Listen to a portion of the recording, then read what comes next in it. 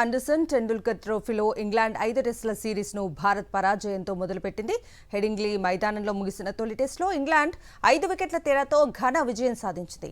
371 పరుగుల లక్ష్యాన్ని ఛేదించే క్రమంలో చివరి రోజు 21 పరుగులతో ఆట మొదలుపెట్టిన ఇంగ్లాండ్ జట్టు తమ రెండవ ఇన్నింగ్స్లో 82 ఓవర్లలో 5 వికెట్లకు 373 పరుగులు చేసింది.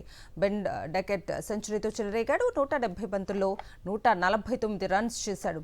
జాక్ క్రాలీ హాఫ్ సెంచరీతో రాణించాడు.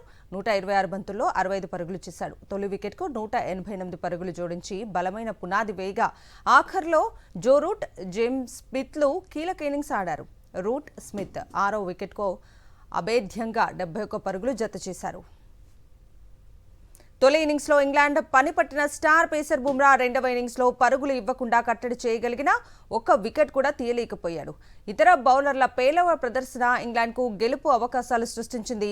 ప్రసిద్ధ కృష్ణ, శార్దుల్ ఠాకూర్ చెరో 2 వికెట్లు తేగా రవీంద్ర జడేజా 1 వికెట్ పడగొట్టాడు.